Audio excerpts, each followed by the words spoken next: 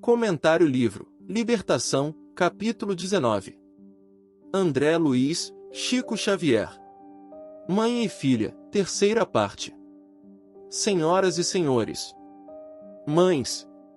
O quanto passa essas mulheres guerreiras nas mãos de homens possessivos, machistas, incompreensíveis.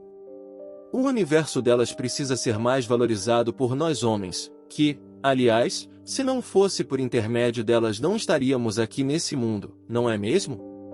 Então, antes de lhes dirigirem impropérios, na grande maioria, injustos, vamos respeitar seus direitos, porque elas também caminham rumo à perfeição relativa iguais a nós.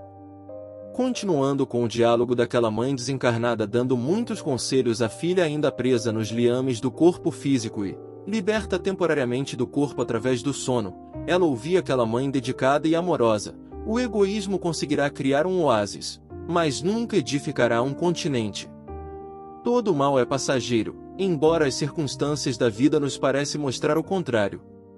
Tudo passa. Lembrei-me aqui que Chico Xavier tinha um lembrete pregado na parede do seu quarto, e que, toda manhã ao levantar, se inspirava nessas palavras para a ralabuta diária.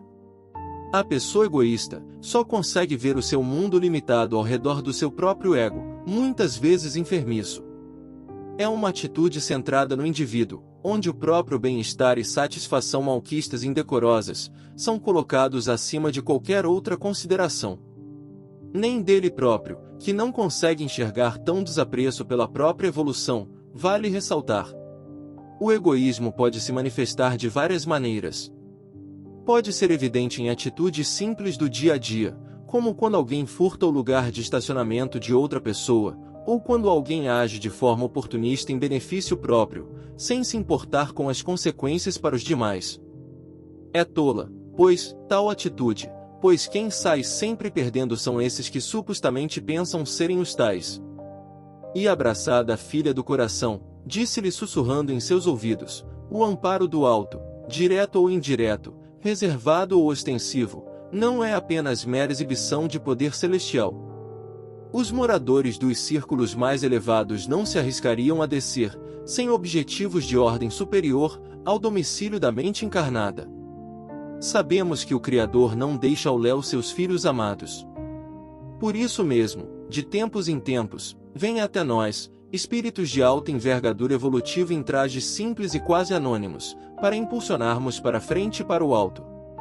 Só que, na grande maioria, presos a essa ou aquela religião na terra, dispensam a esses arautos do Senhor o devido respeito e consideração.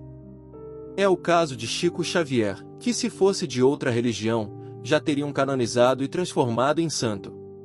Mas, graças a Deus, a santidade não se encontra tão somente no que diz ou que vem a praticar na terra como exemplo de bondade e amor, mas o que esses conquistaram por merecimento, estarem nesse patamar evolutivo.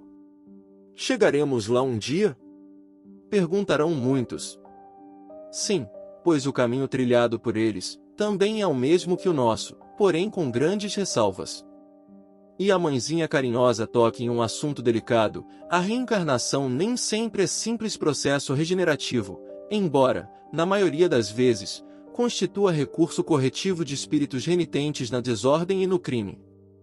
O que seria de nós, meros mortais sem a abençoada reencarnação? Você já procurou saber a respeito, indiferente de comentários de terceiros? Deus é Criador magnânimo em suas criações, e tudo o que Ele cria será sempre a nosso favor, como impulso para que nós mesmos possamos nos conhecer melhor. Independente se acreditamos nela ou não, ela está presente em nossa jornada no cosmos que, presentemente estamos envolvidos. É, sim, um recurso abençoado de correção, onde as leis do esquecimento e da lei de causa e efeito se manifestam diante das nossas escolhas.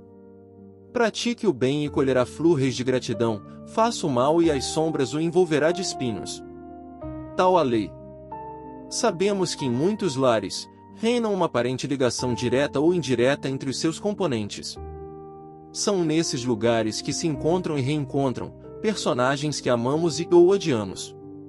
E será nesse templo sagrado que as algemas do mal serão quebradas, desde que se tenha os casais, a consciência em espiritualizar o espírito calejado por tantas chicotadas causadoras do seu livre-arbítrio em total desalinho. Contudo, segundo essa mãe, a ternura absoluta é tão nociva quanto a absoluta aspereza. Não sei qual das duas é pior para almas carentes de um maior amplexo de amor.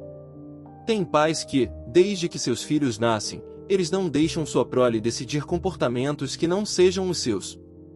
Sempre falo que até o amor em excesso prejudica e muito. Tudo tem que ter limites para que o equilíbrio reine passivamente, aqui, entre pais e filhos. E concluindo suas mais íntimas emoções maternais, o anjo que desça ao fundo da mina de carvão continuará naturalmente a ser um anjo na vida íntima, entretanto, não escapará ao clima deprimente do subsolo.